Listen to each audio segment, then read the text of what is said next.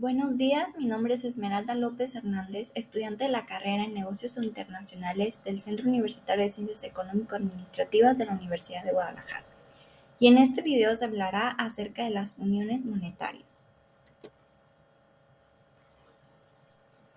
Se pretende exponer el tema de uniones monetarias propuesto por el libro Estructura Económica Internacional de Ramón Tamames. Es así que los contenidos que se verán a continuación son el concepto de uniones monetarias, los tipos de uniones monetarias, las razones por las cuales se dan las uniones monetarias, así como los antecedentes, las ventajas, desventajas y, por supuesto, ejemplos actuales de uniones monetarias.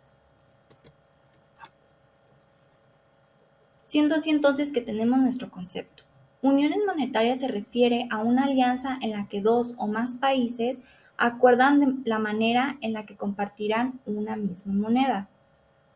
Esto se da principalmente cuando entre los países existe un intercambio consistente de bienes y servicios con el objetivo de mantenerse e incrementarse en estas actividades.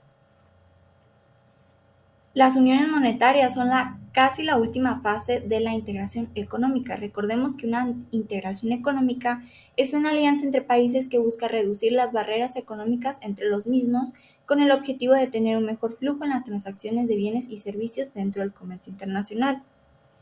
Sin embargo, también este tipo de uniones monetarias es menor al de una unión económica. Recordemos que una unión económica es una forma de integración económica en la que hay un mercado común que incluye leyes y regulaciones coordinadas entre sí, lo que permite una relación más arraigada. Bueno, existen diferentes tipos de uniones monetarias. Tenemos, en primer lugar, la informal, que se refiere a la adopción de una divisa extranjera sin regulaciones por parte de instituciones oficiales. De ejemplo tenemos Ecuador y Panamá, cuya moneda es el dólar estadounidense.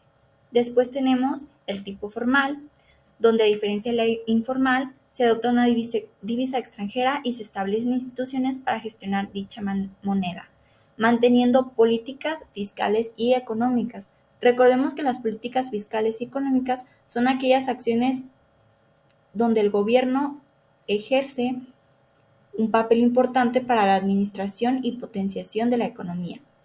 Ejemplos de este tipo de uniones monetarias tenemos a Mónaco y Andorra, que adoptaron el euro. Finalmente tenemos la formal con política común, que a diferencia del tipo anterior, esta además se centra también en tener políticas fiscales y económicas en común, por lo que se evitan desajustes económicos. Como ejemplo tenemos el euro para los miembros de la Unión Europea con el Banco Central Europeo. A continuación seguimos con las razones por las cuales se dan las uniones monetarias. Pues principalmente existen dos. La primera es cuando varias naciones interdependientes buscan un complemento o soporte de una unión económica y política en vía de consolidación. Y la segunda razón es cuando un Estado busca ganar credibilidad para sus políticas monetarias. Ahora llegamos a la parte de los antecedentes propuestos por Tamames, que bueno, tenemos 9 antecedentes que nos explican un poquito de que las uniones monetarias no es un suceso nuevo, sino es algo que el ser humano ha practicado desde siempre. Tenemos, por ejemplo, en el siglo III a.C. las acuñaciones de la Liga de las Ciudades Griegas, luego tenemos en el siglo III después de Cristo, cuando se creó una unión monetaria realizada por el emperador Diocleciano para regular el circulamiento en el Imperio Romano. Ya después tenemos en el siglo VII y IX, cuando Carlomagno materializó una nomenclatura de piezas metálicas, y luego están los siglos XVI y XIX, donde existió una amplia difusión de la plata española, incluida China, donde llegaba desde Filipinas a bordo del galeón de Manila. Tenemos en el siglo XIX cuando Inglaterra difundió el patrón de oro, asegurando la convertibilidad de la libra esterlina, lo que la transformó en la moneda común de las transacciones internacionales. Asimismo, en el siglo XIX tenemos la formación de la Unión Monetaria Alemana. Luego, en el mismo siglo, la formación de la Unión Monetaria Latina por Napoleón III. También tenemos la formación de la Unión Monetaria Escandinava, Y por último, en 1944 tenemos la creación del Fondo Monetario Internacional con su patrón de cambios oro-dólar a base de la necesidad de contar con un sistema monetario global. A continuación, tenemos las ventajas que implica contar con una unión monetaria. La primera es que elimina el sesgo cambiario. Recordemos que el sesgo cambiario es la predisposición de ciertas políticas o acciones a afectar la tasa de cambio entre dos monedas. Por lo que al tener una moneda común, los compradores tendrán una mejor señal de cuánto cuestan los productos en los otros países miembros. También tenemos una mayor integración de los mercados reales y financieros de cada uno de los países integrantes. Las actividades comerciales entre los países miembros aumentarían entre el 30 y el 90%, además de reducir el sesgo inflacionario. Recordemos que el sesgo inflacionario es una situación en la que la inflación aumenta debido a decisiones políticas y factores económicos. A continuación presentamos las desventajas de contar con una unión monetaria. Bueno, la primera es que los países pierden independencia. Después existe un desequilibrio del Producto Nacional de los países debido a la falta de una autoridad que proceda con la organización económica de cada país. Y también tenemos que los países miembros podrían hacer un uso indiscriminado de su gasto público con conocimiento de que finalmente la Unión los tiene que salvar necesariamente.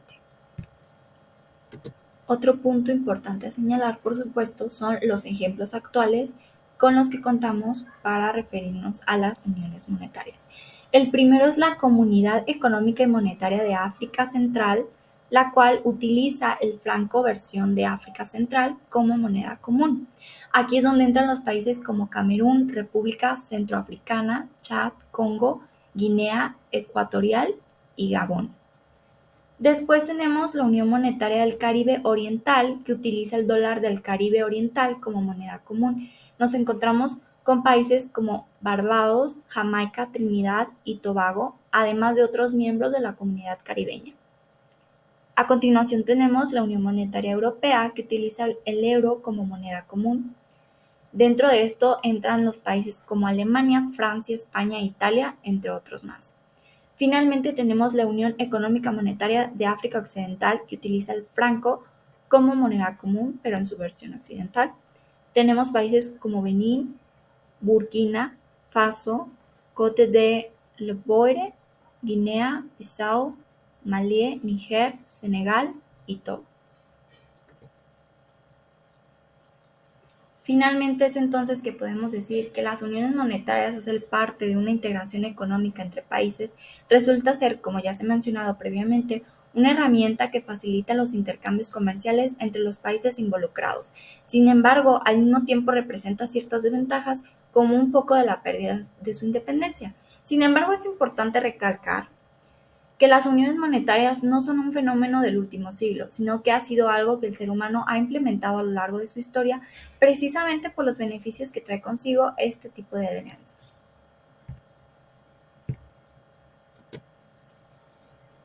Y bueno, esta es nuestra bibliografía, tomando como primera referencia al libro de Tamames, Estructura Económica Internacional. Y bueno, sería todo. Muchas gracias.